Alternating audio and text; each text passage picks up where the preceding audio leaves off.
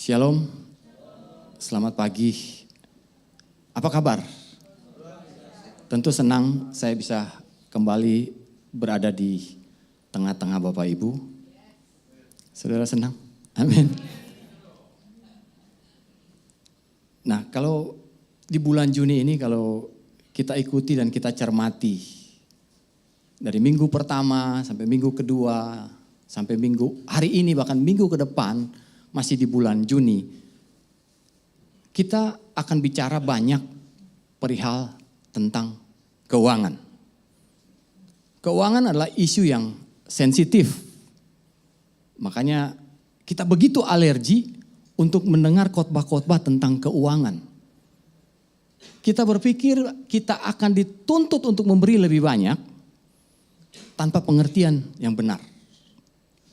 Nah, tapi tahukah saudara bahwa keuangan dan ketuhanan mempunyai hubungan yang sangat erat dan tidak dapat dipisahkan.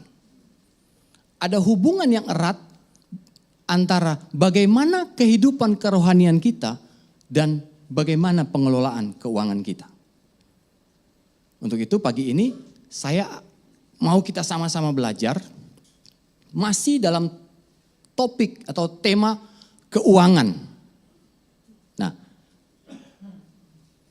Judul sharing saya pagi hari ini adalah Allah sumber berkat sejati. Apa Bapak Ibu? Allah sumber berkat sejati. Nah, tentu kita semua setuju, kita sepakat bahwa sumber segala berkat kita yang sejati itu asalnya dari Tuhan. Betul? Itu tidak usah kita ragukan. Kita sepakat itu dulu. Nah, tapi pagi hari ini saya mau kita sama-sama belajar. Kita akan lihat dari perspektif yang berbeda mengenai berkat itu sendiri dan bagaimana penerapannya ketika berkat itu sudah ada di tangan saudara dan saya. Saya sungguh berdoa biar apa yang saya lepaskan pagi ini dengan pertolongan Roh Kudus memampukan untuk merubah pandangan kita yang mungkin salah selama ini tentang berkat yang Tuhan percayakan dalam kehidupan kita. Amin saudara. Saudara siap belajar sesuatu pagi ini? Yang siap boleh katakan amin? Yang siap boleh katakan amin? Amin. Sebelumnya saya ingin ajak Bapak Ibu Saudara, kita lihat satu ayat ini. Coba saudara perhatikan ayat ini 2 Timotius pasal 3 ayat 1 sampai 2. Ayat ini bicara tentang nubuatan, apa yang akan terjadi di akhir zaman terhadap orang-orang yang percaya. Jadi Tuhan sudah pesankan jauh-jauh hari. Sehingga waktu kita mengalaminya kita nggak kaget, kita nggak terkejut. Karena Tuhan sudah pesankan jauh-jauh hari. Nah apa itu? Ketahuilah bahwa pada hari-hari terakhir akan datang, apa saudara? Masa yang sukar. Jadi nanti kita akan mengalami, ada satu masa yang namanya masa yang sukar. Nah, akibat masa sukar, apa yang terjadi? Ayat 2. Manusia akan mencintai dirinya sendiri. Kita nggak lagi peduli dengan Tuhan. Kita nggak peduli lagi dengan hal-hal yang lain. Yang kita pedulikan adalah tentang kehidupan kita sendiri. Yang seharusnya God center, tapi jadi self center. Lalu dikatakan begini. Manusia akan mencintai dirinya sendiri dan menjadi hamba uang. Nah, waktu saya nangkap ayat ini, apa yang saya dapatkan? Bahwa ternyata masa sulit tanpa sadar. Nah, kita sering kalinya gak sadar. Membuat orang percaya akhirnya menjadi orang-orang yang mengejar uang. Mengapa kita mengejar uang, saudara? Simple.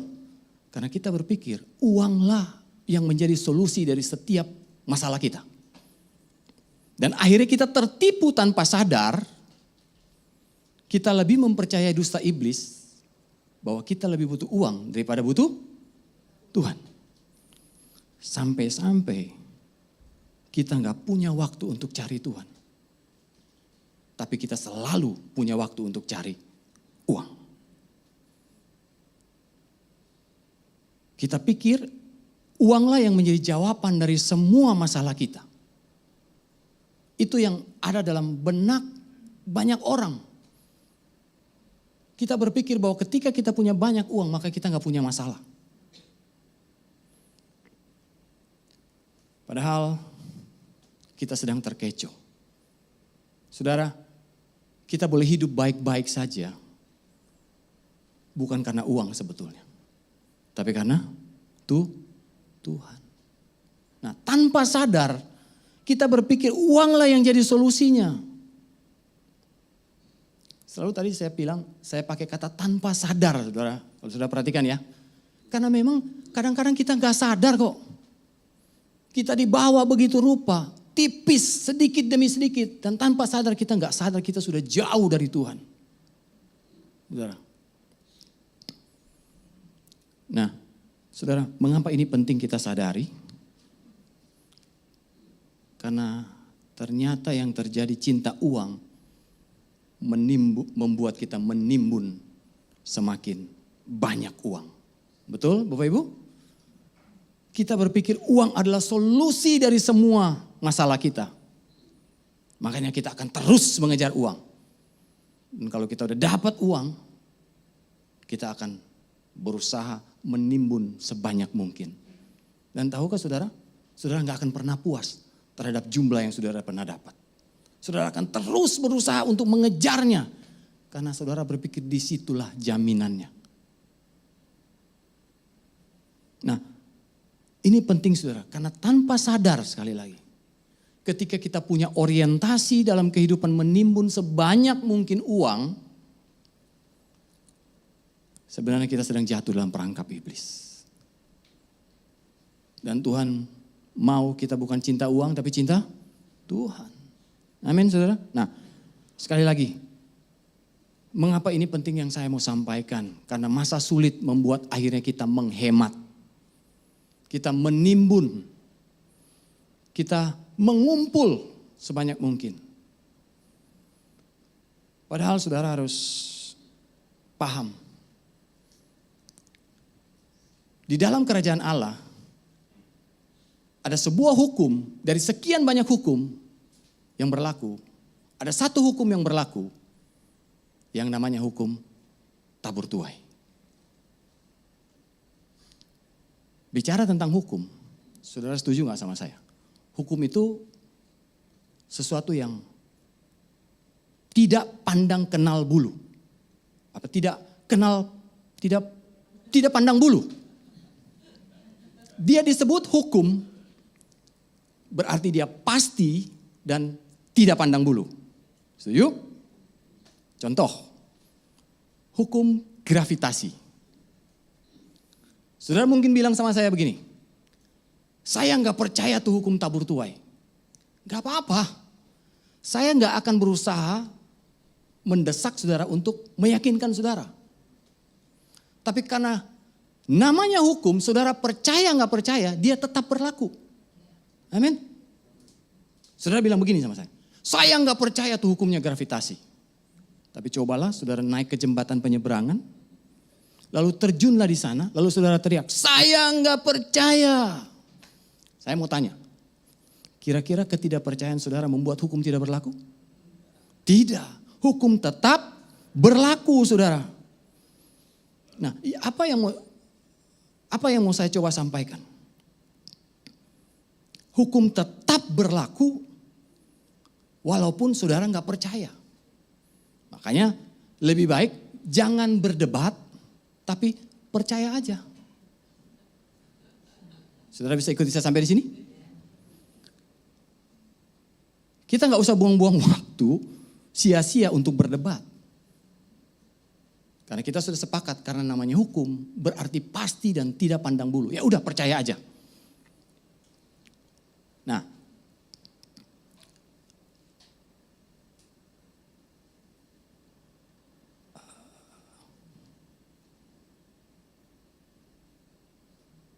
Nah, apa yang mau coba saya sampaikan?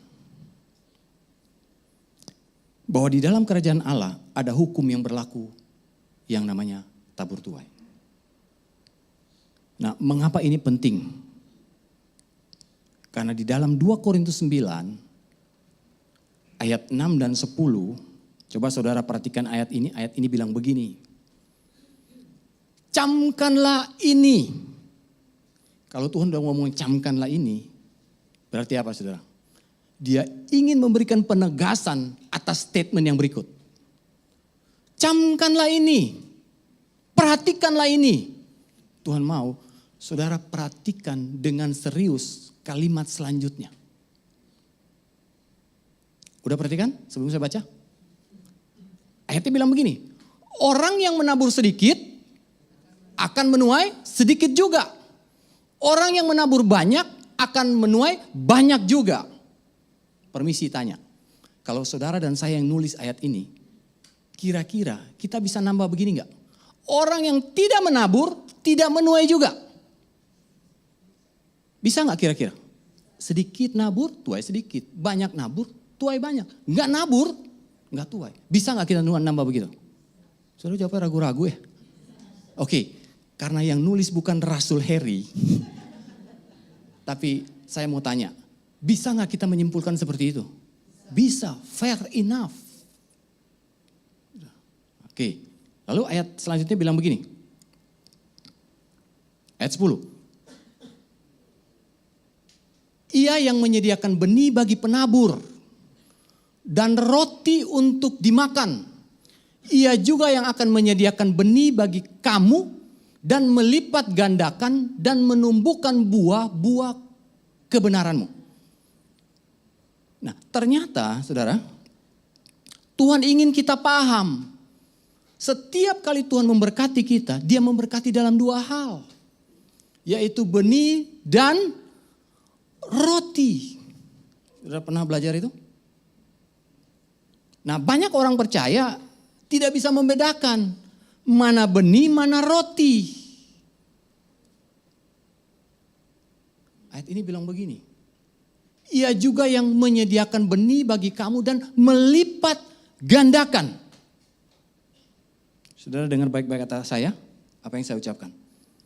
Tuhan tidak melipat gandakan roti. Yang Tuhan lipat gandakan adalah benih. Bisa ikuti saya sampai di sini? Nah, ketika saya renungkan ayat ini, apa yang saya tangkap? Yaitu Tuhan itu menyediakan benih bagi penabur. Kalimatnya bilang begitu kan? Dia menyediakan benih bagi penabur. Nah, coba lihat slide ini. Saudara setuju gak sama saya? Kalau bicara penabur, itu bicara gaya hidup. Orang yang sewaktu-waktu atau kadang-kadang menabur itu tidak dapat disebut seorang penabur. Ambil contoh, saya ambil benih, saya beli benih di toko, lalu saya tabur di halaman. Itu tidak membuat saya menjadi seorang petani. Karena seorang petani adalah orang yang sehari-harinya gaya hidupnya menabur, menabur, menabur, menabur, menuai, menuai, menuai. Bisa ikut saya sampai di sini? Nah, apa yang mau coba saya sampaikan? Ada orang bilang begini, Pak, saya sudah nabur. Masalahnya Tuhan mau saudara jadi penabur. Saudara tahu bedanya? Saya ulang. Tuhan ingin kita jadi penabur. Kita salah paham. Kita bilang begini, oh Tuhan maunya saya nabur. Salah. Salah kayak di TikTok gitu. Tuhan mau saudara jadi penabur.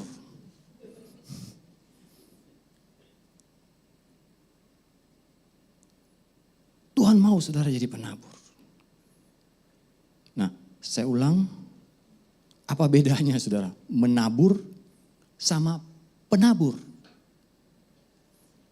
Menabur tidak membuat saudara jadi penabur. Tetapi penabur membuat saudara pasti terus-menerus menabur. Bisa ikut saya sampai di sini? Menabur tidak membuat saudara jadi penabur. Tapi penabur membuat saudara pasti terus-menerus menabur. Nah, masalahnya kita sering menjalani kehidupan ini tanpa memahami dan menghidupi pengertian ini. Akibatnya apa? Kita tidak mengalami kemaksimalan dalam kerajaan Allah. Ada banyak kecelakaan-kecelakaan dalam kehidupan kita. Ada kekurangan, kehancuran. Karena ternyata kita sedang berusaha menolak pengertian ini. Kita sedang berusaha menolak hukum ini, saudara. Nah, itu sebabnya ketika saya mempersiapkan ini sampai di titik slide tadi, ada pertanyaan dalam hati saya. Pertanyaannya bilang begini, terus mengapa kita harus menabur? Timbul dong pertanyaan begitu kan? Mengapa kita harus menabur? Jawabannya ternyata gini. Yang pertama, demi masa depan kita. Menabur adalah demi masa depan kita. Saya ulang, ada hal yang saudara perlu ingat. Apa yang saudara tabur, jangan pernah saudara harapkan untuk saudara tuai di hari ini.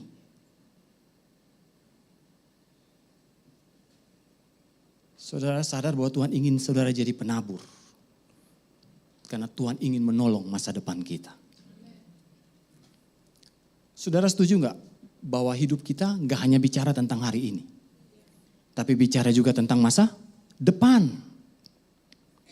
Jadi apa yang kita tabur hari ini jangan harapkan untuk saudara bisa tuai di hari ini juga. Masih bisa ikuti saya sampai di sini? Nah, apa yang saya mau katakan? Maaf saudara, saya gak peduli berapa susahmu, berapa susah keadaanmu hari ini. Tapi tetaplah menabur. Karena ketika engkau tidak menabur, artinya engkau sedang menghancurkan masa depanmu. Amin saudara. Jadi mungkin waktu kita nabur hari ini gak langsung mengubah keadaan. Tapi saudara sedang merubah masa depan.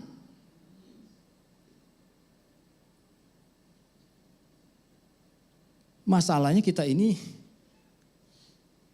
punya mentalitas instan. Kita pengennya apa yang kita lakukan saat ini, kita langsung menikmati hasilnya, kita langsung tuai di saat itu juga. Oke, saya bisa lanjut? Nah, ada satu ayat yang sangat memberkati saya. Ayat ini sering kita baca. Sering sekali kita baca. Coba kita lihat ayat ini. Mazmur 126 ayat 5 sampai dengan 6.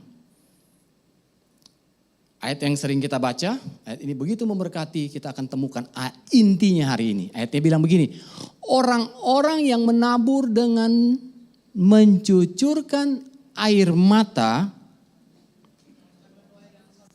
akan menuai dengan sorak-sorai. Ada opposite keadaan. Ada keadaan yang berlawanan. Waktu nuai, waktu nabur, nangis. Waktu engkau nabur benih dengan mencucurkan air mata, pastikan, Tuhan janji bahwa pada satu saat nanti engkau pasti menuai dengan sorak-sorai. Amin saudara. Nah, mengapa ini penting yuk kita pahami? Karena tanpa sadar, ketika kita gak memahami dan menghidupi ayat ini berkata begini, ayat 6. Orang yang berjalan maju dengan menangis. Ini yang luput dari pengamatan kita bertahun-tahun. Karena saudara mungkin sering dengar begini. Motivator kalau di seminar-seminar ngomong begini. Apapun keadaanmu, maju terus. Jangan nyerah. Pernah dengar nasihat itu? Oh, kamu lagi susah ya? Maju terus. Jangan nyerah. Jangan mundur. Pernah dengar nasihat itu? Menurut saya, ini kebenaran yang tidak utuh, saudara. Ini kebenaran yang tidak utuh.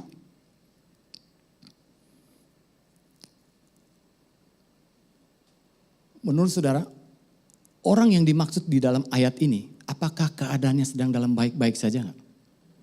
Enggak, dia dalam tekanan, saudara. Tapi ayat bilang begini, orang yang menabur, orang yang berjalan maju dengan menangis sambil menabur benih, pasti pulang dengan sorak-sorai sambil membawa berkas-berkasnya.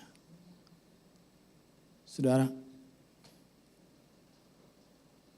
kita seringnya, orang percaya seringnya gini, sambil nangis maju terus, sambil nangis maju terus.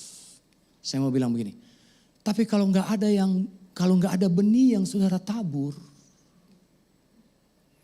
apa yang saudara harapkan? Perubahan apa yang saudara pengen lihat di kemudian hari?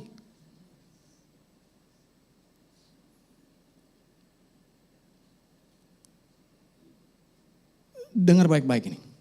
Masa susah, kekurangan sering menjadi alasan untuk kita tidak memberi. Tapi sejak Tuhan singkapkan ini, ketika orang-orang mengalami kesulitan, saya bilang tetap tabur. Tetap tabur. Tapi tolong jangan marah dulu sama saya. Kalau saudara lihatnya begitu menakutkan. Tolong jangan marah dulu sama saya. Saudara, benih itu gak harus banyak. Setuju saudara? Mungkin saudara bilang begini sama saya. Bapak gak tahu. Kok gak, Bapak lah. Bapak gak tahu. Enakan Bapak ya. Bapak gak tahu. Saya punya uang hanya tinggal 100.000. Tapi kan saudara bisa nabur 1.000. Itu benih loh saudara. Tuhan mau saudara dan saya jadi penabur. Karena ketika kita menabur, yang Tuhan lihat bukan jumlahnya. Yang Tuhan lihat bukan nominalnya. Yang Tuhan lihat adalah ketaatan saudara dalam memberi. Amin.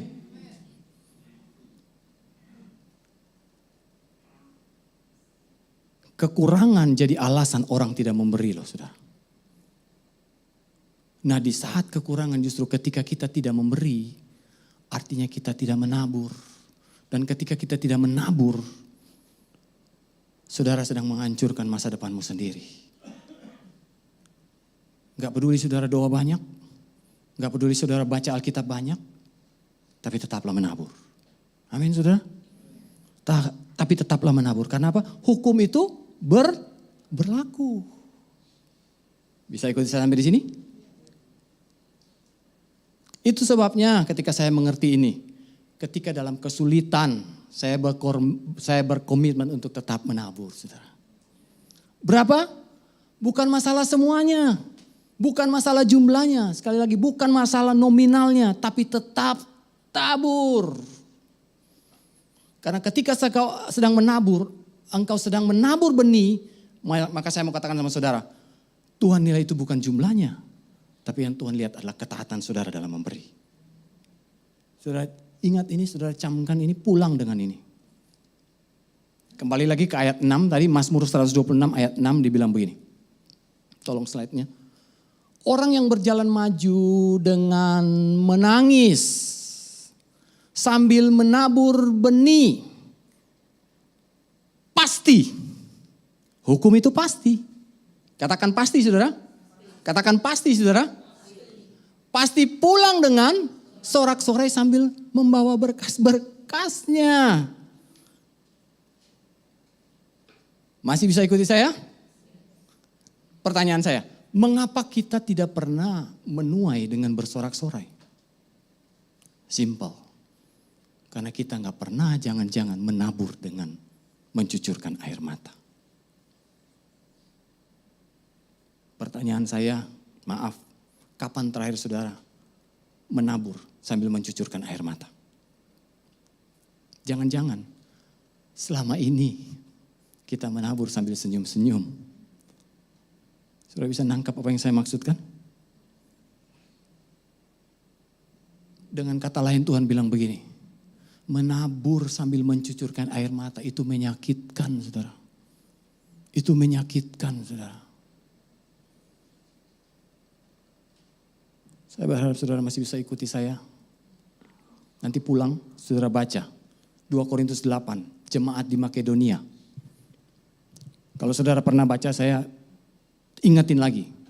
Di sana dikisahkan mereka hidup dalam berbagai penderitaan dan sangat miskin. Tapi bagaimana mereka begitu mendesak untuk tetap memberi, saudara. Sampai Paulus tuh bingung. Ya udah, kita juga ngerti lah. Kamu gak usah lah. Tapi bagaimana mereka tetap mendesak untuk memberi karena mereka tahu hukum tabur tuai. Itu rahasianya, saudara. Bahkan mereka memberi lebih dari apa yang Paulus harapkan. Dan mereka tahu bahwa pada saat mereka memberi dalam keadaan yang berkekurangan, dalam keadaan miskin, mereka tahu bahwa pada saat nanti keadaan mereka akan berubah dan tidak akan sama. Amin, saudara. Nah, hari ini kalau saudara sedang mengalami masalah keuangan, jangan jadi alasan untuk tidak memberi. Amin, saudara. Saya ulang, bukan nominalnya. Bukan nominalnya, tapi tetaplah memberi. Tetaplah memberi, karena waktu saudara memberi, maka suatu saat saudara pasti menabur. Menuai. Nah, ada satu ayat yang benar-benar sangat memberkati saya. Kita lihat ayat ini, Yesaya 30 ayat 23. Lalu Tuhan akan memberi hujan bagi benih yang baru kamu taburkan di ladangmu. Dan dari hasil tanah itu kamu akan makan roti yang lezat dan berlimpah-limpah. Pada waktu itu, pada waktu engkau menuai, ternakmu akan makan rumput di padang rumput yang luas. Nah, apa yang memberkati saya, saudara? Tuhan itu bilang begini, Tuhan akan memberi hujan. Tuhan janji memberi hujan. Betul, saudara? Tapi kalau nggak ada benih yang saudara tabur, yang saudara dapatkan hanya tanah becek. Bisa ikuti saya sampai di sini? Kalau nggak ada benih yang saudara tabur, maka yang saudara dapatkan hanya tanah becek, saudara. Jadi mengapa kita harus menabur adalah demi kelangsungan masa depan. Oke, mungkin masa kini belum bisa dirubah banyak, tapi Tuhan janji kalau kamu nabur masa depanmu akan berubah dan tidak akan sama. Amin. Makanya hati-hati, saudara, kalau saudara bilang begini, kirimkan hujan. Kirimkan hujan. Kirimkan hujan. Tuhan akan kirimkan hujan. Tapi pertanyaannya, ada benih gak yang ditabur? Kalau gak ada, saudara gak akan melihat perubahan. Tadi saya bilang, yang saudara lihat adalah apa? Tanah becek, gak ada perubahan. Nah, itu sebabnya saya menyimpulkan begini. Roti adalah bentuk pemeliharaan Tuhan untuk masa kini. Sedangkan benih adalah bentuk pemeliharaan Tuhan bagi masa depan. Amazing gak Tuhan itu? Kalau saudara pahami ini, saudara akan makin kagum loh sama Tuhan. Ternyata Tuhan itu gak hanya ingin memenuhi kebutuhanmu untuk masa kini. Tapi Tuhan juga ingin memenuhi kebutuhan untuk masa yang akan datang, saudara. Dia adalah sumber berkat yang sejati.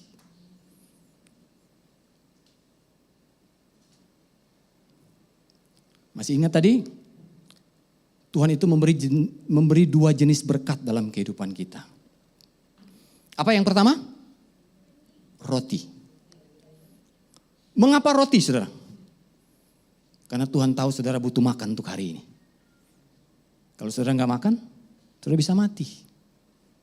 Makanya dia kasih roti. Nah, permasalahannya kita ini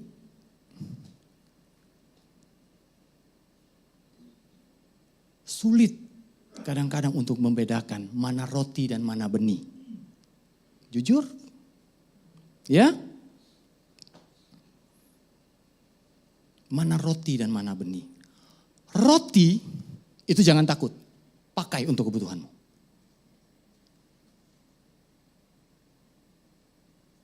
Tapi kalau benih, jangan. Mungkin saudara bilang begini, kalau saya enggak Pak, roti aja saya tabur. Saudara percayalah, kalau roti saudara tabur enggak tumbuh apa-apa. Pernah saudara tabur roti terus kemudian numbuh? Jadi bakery begitu, toko roti. Enggak kan saudara? Yang saya mau bilang begini, Tuhan itu enggak serakah. Kita malah curiga sama Tuhan. Tuhan itu serakah, selalu minta banyak sama kita.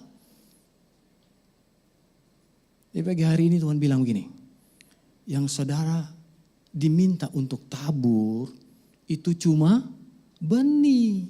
Tuhan bilang kalau roti dimakan. Oke, sampai di sini masih bisa ikuti saya? Nah, mengapa ada banyak orang percaya yang katanya hidupnya dipelihara Tuhan, tapi hidupnya hancur-hancuran, saudara? Karena jangan-jangan kita nggak pandang bulu. Ini kayaknya roti deh. Ini kayaknya roti deh. Benar, ini kayaknya roti. Lagi lapar banget lagi gitu ya. Kita nggak pandang bulu. Dan Tuhan bilang begini, hei, jangan serakah. Jangan serakah. Tuhan ingatkan kita ada yang namanya benih. Nah itu makanya tadi saya catat. Roti adalah bentuk pemeliharaan Tuhan untuk masa kini. Sedangkan benih adalah bentuk pemeliharaan Tuhan untuk masa depan. Coba lihat slide ini. Perspektif orang kikir. Menabur adalah pemborosan. Perspektif orang bijak. Menabur adalah bentuk investasi masa depan.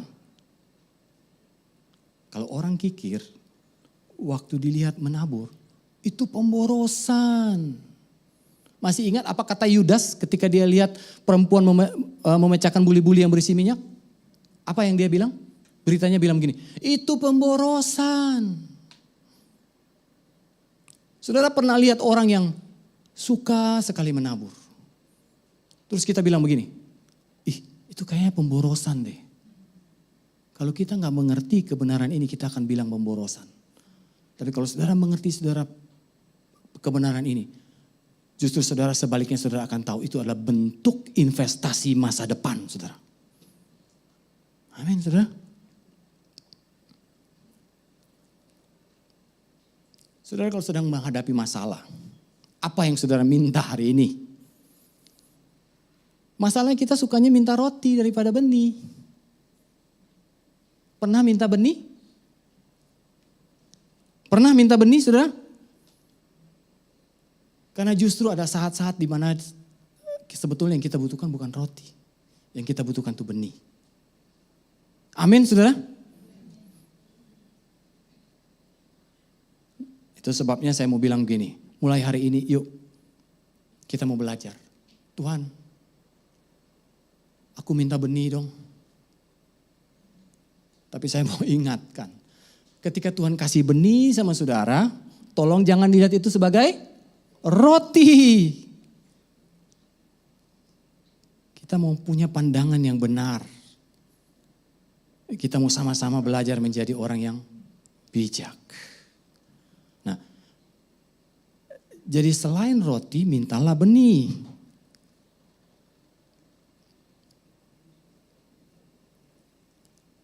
Lihat slide yang berikut ini. Ternyata masa depan kita bukan hanya pada jumlah uang yang kita tabung, tetapi pada jumlah uang yang kita tabur. Saudara, kita baca kalimat ini sama-sama. Kata kita ganti saya. Ya? Yuk. Masa depan saya bukan hanya pada jumlah uang yang saya tabung, tetapi pada jumlah uang yang saya tabur. Saya setuju saudara nabung. Bukan berarti saudara Jangan sampai nggak nabung. Nabung itu bijak. Tapi masalahnya kita lupa nabur. Kita selalu ingat nabung, tapi nggak pernah nabur. Kita terus nabung sampai kita lupa nabur. Saudara pernah dengar statement ini enggak? Saya enggak tahu saudara setuju atau enggak. Statementnya bilang begini. Mendoakan orang yang tidak memberi supaya diberkati adalah tidak alkitabiah.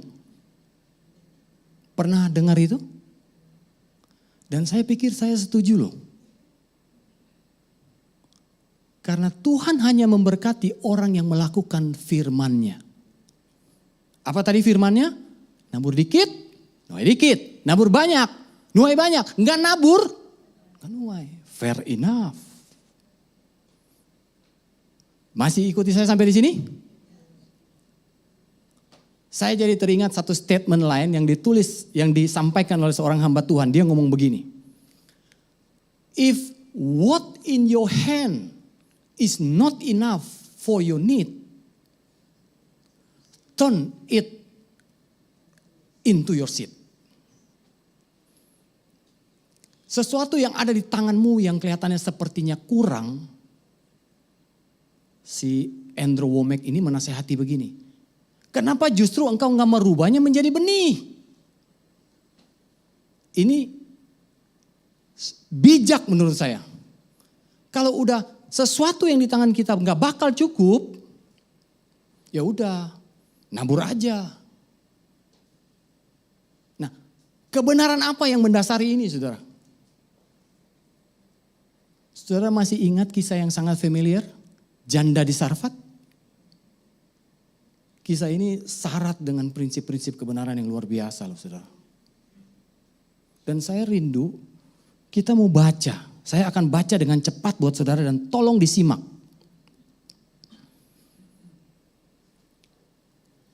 Bersiaplah pergi ke Sarfat yang termasuk wilayah Sidon. Dan diamlah di sana. Ketahuilah aku telah memerintahkan seorang janda untuk memberi engkau makan. Sesudah itu ia bersiap lalu pergi ke Sarfat. Sesudah ia sampai ke pintu gerbang kota itu, tampaklah ia di sana seorang janda sedang mengumpulkan kayu api. Ia berseru kepada perempuan itu, katanya, cobalah ambil bagiku sedikit air dalam kendi supaya aku minum. Challenge pertama cuma bawa air, gampang. Ketika perempuan itu pergi mengambilnya, ia berseru lagi, cobalah ambil juga bagiku sepotong roti. Apa? Roti. Challenge kedua, mulai naik tantangannya. Perempuan itu menjawab, demi Tuhan Allahmu yang hidup, sesungguhnya tidak ada roti padaku sedikit pun, kecuali segenggam tepung dalam tempayan dan sedikit minyak dalam buli-buli. Dan sekarang aku sedang mengumpulkan 2-3 potong kayu api, kemudian aku mau pulang dan mengolahnya bagiku dan bagi anakku. Dan setelah kami memakannya maka kami akan mati. Pertanyaannya, apakah yang di tangannya sedang dalam berkecukupan? Enggak. Itu makanan terakhirnya, saudara. Bahkan dibilang setelah memakannya mereka akan mati. Tetapi Elia berkata kepadanya, janganlah takut, pulanglah, buatlah seperti yang kau katakan. Tetapi buatlah lebih dahulu bagiku sepotong roti bundar kecil. Saya mau tanya sama saudara, ini dia lagi sedang diminta untuk menabur gak? Menabur. Buatlah bagiku sepotong roti kecil dan daripadanya dan bawalah kepadaku, kemudian barulah kau buat bagiku dan bagi anakmu. Dan kita tahu kisah ini, akhir dari kisah ini, ketika dia mulai taat, ketika dia mulai menabur, justru hidupnya terpelihara sampai masa kekeringan selesai. Amin, saudara.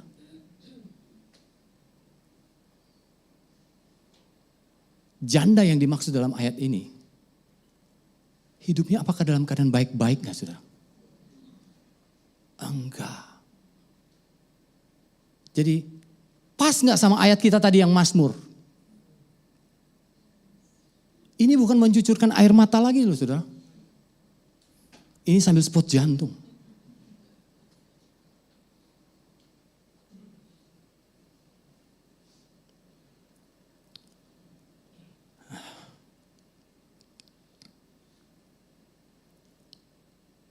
Jadi pagi ini dalam kondisi apapun saudara, saya nggak tahu keadaan saudara satu-satu. Tapi saya mau bilang, tetaplah menabur. Amin saudara, tetaplah menabur. Ingat, Tuhan gak hanya ingin kita jadi penabur. Tuhan tidak ingin kita hanya nabur. Tapi Tuhan mau saudara dan saya jadi penabur. Apa bedanya? Penabur itu gaya hidup. Bukan cuma sekali-kali. Bukan cuma sewaktu-waktu pas Natalan. Bukan. Itu gak layak disebut penabur. Maafkan saya. Mungkin saudara bilang begini, waktu Desember saya udah nabur tuh. Itu tidak membuat saudara jadi penabur. Karena penabur adalah orang yang memang punya hati untuk terus menerus menabur. Saya tidak jadi seorang petani ketika saya menabur di halaman. Karena petani adalah orang yang memang profesinya sehari-hari adalah menabur. Oke, saudara masih bisa ikuti saya sampai di sini. Saya berharap saudara belajar sesuatu pagi hari ini. Itu yang pertama, mengapa Tuhan ingin kita menabur? Untuk kepentingan masa depan kita, untuk kelangsungan masa depan kita. Nah yang kedua, untuk kepentingan kerajaan Allah di muka bumi ini. Saudara sering dengar khotbah tabur tua yang bilang begini gak? Mau diberkati? Mau dapat banyak? Makanya tabur. Pernah dengar itu? Saya kok gak sejahtera ya dengar itu. Karena hukum tabur tuai bukan untuk kita makin tamak. Tapi supaya kita makin rendah hati di hadapan Tuhan. Supaya kita semakin murah hati di hadapan Tuhan.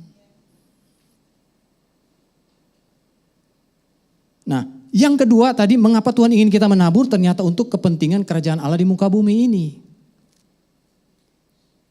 Kekayaan adalah modal yang Tuhan berikan untuk memampukan seseorang untuk dapat menjadi berkat. Sadari saudara, ketika saudara dipercayakan berkat kekayaan, itu adalah modal untuk saudara dan saya jadi berkat. Nah, rupanya ada alasan Tuhan untuk memberkati Abraham. Inilah yang menjadi alasannya. Coba kita lihat Kejadian 12 ayat 2 sampai 3. Dikatakan begini. Aku akan membuat engkau menjadi bangsa yang besar dan memberkati engkau serta membuat namamu masyhur. Titik. Kita sukanya sampai di situ. Titik. Sukanya sampai diberkati, dibuat masyhur. Titik. Kita sukanya di situ. Kita lupa ada kalimat selanjutnya. Dan engkau akan menjadi berkat. Aku akan memberkati orang-orang yang memberkati engkau. Aku akan mengutuk orang-orang yang mengutuk engkau. Dan olehmu semua kaum di muka bumi akan mendapat berkat. Saudara, kita mau sadari bahwa kenapa Tuhan ingin memberkati Abraham. Karena Tuhan ingin dia menjadi saluran berkat. Pernah dengar lagu ini gak? Aku diberkati. Sepanjang hidupku diberkati, bila bangun pagi hari, siang berganti malam, aku diberkati. Pernah dengar lagu itu? Kita orang Kristen suka banget nyanyi lagu itu. Karena kita suka banget diberkati. Tapi seharusnya lagu ini ada ayat kedua. Ayat keduanya begini. Aku memberkati, sepanjang hidupku memberkati. Terus apa? Bila bangun pagi hari, siang berganti malam, aku Yuk kita nyanyi lagu ini tiap hari. Tapi jangan hanya bait pertama, bait kedua termasuk. Supaya Tuhan ingatkan kita, Tuhan sadarkan kita bahwa kita dipanggil bukan hanya untuk diberkati, tapi kita dipanggil untuk menjadi berkat. Amin saudara.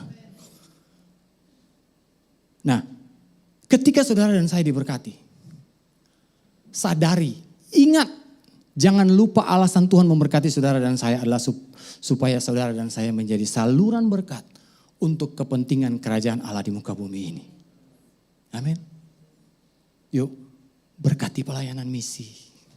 Berkati hamba-hamba Tuhan. Bantu janda-janda miskin, orang miskin. Bantu pembangunan gedung gereja. Mau saudara? Mau tuh. Kita butuh dana untuk bangun gereja, bangun gedung di sebelah. Amin saudara. Ingat itu saudara. Ada dua hal. Untuk kepentingan masa depanmu. Dan untuk kepentingan kerajaan Allah. Amin saudara. Saya mau tutup dengan satu kesaksian. Apa yang kami alami. Jadi waktu saya mempersiapkan khotbah ini saya bilang begini. Bilang sama istri saya, khotbah saya berkaitan loh, related sama apa yang kita alami. Kamu mau gak bersaksi? Dia mau loh. Saya persilakan.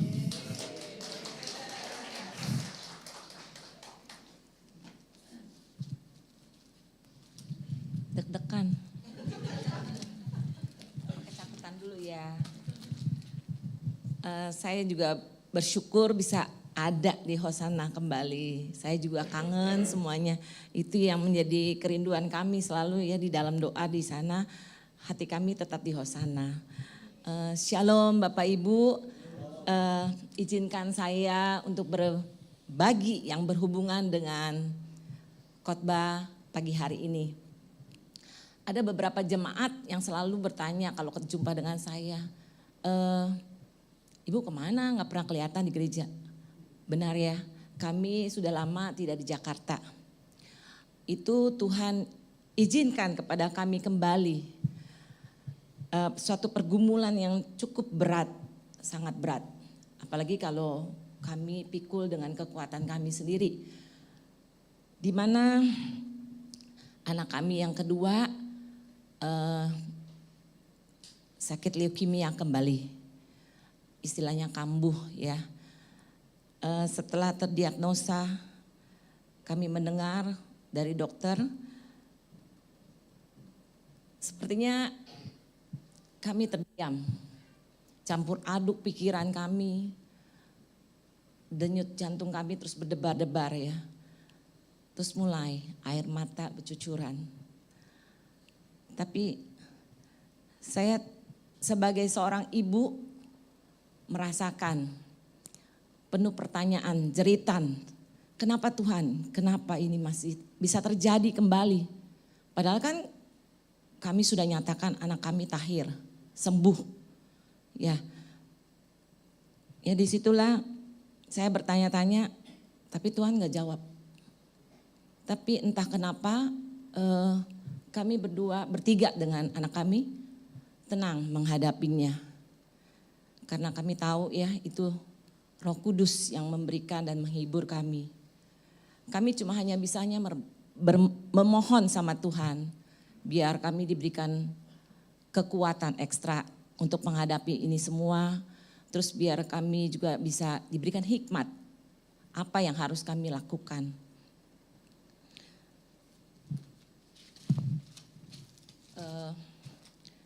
Kami harus hadapi semuanya itu.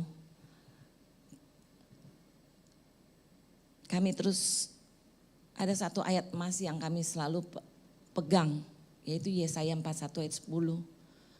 Bahwa Tuhan berfirman, jangan takut, aku menyertai kamu. Jangan bimbang, aku ini adalah Allahmu. Aku akan menolongmu, meneguhkan kamu. Bahkan dia memegang tangan kita dengan tangan kanannya, membawa kemenangan. Itu saya selalu deklarasikan ya, aminkan. Bahwa itu ya dan amin. Dan terus kami harus balik ke Singapura untuk menjalani pengobatan anak kami. Kenapa harus di Singapura? Karena anak kami harus menjalani yang namanya transplantasi. Transplantasi itu di Indonesia belum ada. Yang ada hanya di negara yang terdekat yaitu di Singapura. Akhirnya kami balik ke negara tersebut. Pada saat itu terjadi keadaan itu, suami saya Heri sudah pensiun. Bahkan anak kami tidak mempunyai asuransi. Ya kami bawa anak kami berobat di rumah sakit swasta yang terbesar di Singapura. Karena hanya disitulah yang kami bisa dapatkan untuk transplantasi. Jadi Bapak Ibu bisa bayangkan ya, berapa besar biaya yang harus dikeluarkan dalam mengobati anak itu. Selama proses pengobatan itu kurang lebih 7 bulan. Tentunya kami memerlukan kayak seperti biaya pengobatan, tempat tinggal, transportasi, dan biaya hidup tentunya mahal di negara tersebut. Ini yang kata-kata sering Heri katakan kepada saya, dia paling takut kalau ada orang tanya sama dia, berapa biaya yang kamu habiskan di Singapura? Tuh. Ya singkat cerita, kami harus mengalami itu semua. Kami tahu Tuhan punya rencana besar buat kami sekeluarga. Sekarang kami enggak mengerti, tetapi suatu saat Tuhan pasti membuat kami mengerti apa yang menjadi rencananya Tuhan. Selama proses berjalan, ada peristiwa-peristiwa yang terjadi, di mana seharusnya kami dibantu. Tetapi Tuhan izinkan kami membantu orang, baik di sisi tenaga, waktu, termasuk juga keuangan. Pada saat itulah kami ditantang untuk berani melepaskan benih di mana orang-orang yang kami jumpai adalah orang-orang yang butuh pertolongan kami. Ada saja yang butuh biaya pengobatan, ada yang butuh biaya hidupnya, ada juga yang butuh dilayani. Kalau diikuti kedagingan terasa berat ya. Kami sudah berat dipikul lagi dengan kejadian ini. Tetapi Tuhan izinkan, Tuhan buktikan agar kami mau belajar untuk taat. Di situ Tuhan buktikan dengan melalui ketaatan bahwa Tuhan itu bukan saja hanya mampu, tetapi Dia mau memberkati kami. Apa yang kami perlukan. Caranya Tuhan itu tidak pernah kami pikirkan. Selalu kami bersyukur aja. Setiap hari bersyukur. Kita tidak pernah memikirkan keperluan kami, tetapi Tuhan terus menyediakan. Entah bagaimana macam caranya. Jadi Bapak Ibu, dari pengalaman hidup kami, saya mendorong Bapak Ibu, jangan takut menabur dalam kesusahan atau kesulitan. Seperti firman tadi, menabur adalah benih masa depan kita. Kami sekeluarga bisa ada di sini sampai sekarang dan kami sudah berkumpul dengan keluarga besar kami di Jakarta. Kami tahu banyak saudara-saudara yang mendukung dan mendoakan kami dan mensupport kami. Untuk itu terima kasih untuk dukungan doa Bapak Ibu. Tuhan Yesus memberkati. Shalom. Kita luar biasa. Saya pemusik boleh maju ke depan.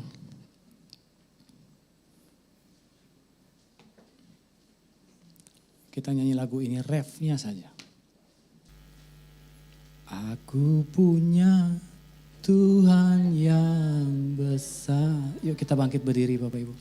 Yang telah berjanji dan sanggup menggenapi imanku bersepakat percaya kuasanya. Ku terima sekarang kemenangan darimu. Aku punya Tuhan yang besar, yang telah berjanji dan sanggup menggenapi imanku bersepakat percaya kuasanya. Ku terima sekarang kemenangan besar.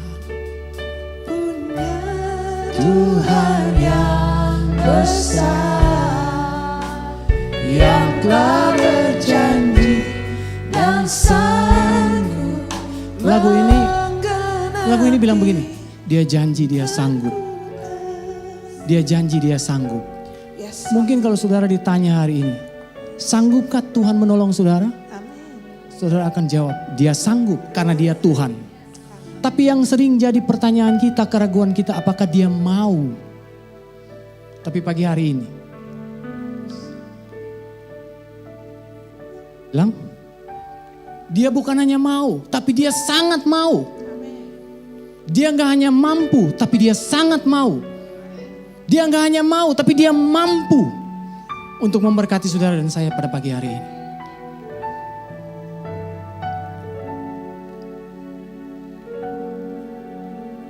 Ingat saudara, dari setiap berkat yang kita terima, itu gak semuanya roti. Ada benih yang harus ditabur, jangan dimakan. Karena tujuan Tuhan memberikan itu kepada saudara, karena Tuhan mau saudara menyalurkan. Saya sungguh berdoa, kita didapati sebagai pengelola yang bertanggung jawab. Yang selalu ingat dan sadar. Ada berkat yang Tuhan titipkan dalam kehidupan saudara dan saya. Untuk saudara dan saya salurkan bagi pekerjaannya di muka bumi ini. Ya, yang Tuhan berikan roti. Tuhan tahu kita butuh itu. Tapi Tuhan ingatkan, gak semuanya roti, nak. Saya berdoa biar firman Tuhan pagi hari ini menjadi rema. Kita mau bercermin dari firman Tuhan pagi hari ini. Sudahkah kita hidup sebagai seorang penabur? Ingat saudara punya masa depan. Pikirkan masa depan. Bukan cuma dengan berdoa. Bukan cuma dengan beriman. Tapi dengan menabur. Ya, mungkin menabur tidak mengubah keadaanmu hari ini. Tapi saya mau bilang, Tuhan janji, percayalah bahwa engkau akan melihat penuaian di masa yang akan datang. Bahwa Tuhan akan mengubah keadaanmu dari yang hari ini. Ketika engkau belajar taat untuk menabur. Tuhan, terima kasih Tuhan untuk firman-Mu hari ini. Biarlah Tuhan latih terus kami. Untuk kami tidak hanya menabur, tapi kami menjadi penabur. Dan semuanya bagi kemuliaan nama Tuhan. Terima kasih Bapa. Dalam nama Yesus kami bersyukur dan kami berdoa. Kita sama-sama yang percaya katakan amin.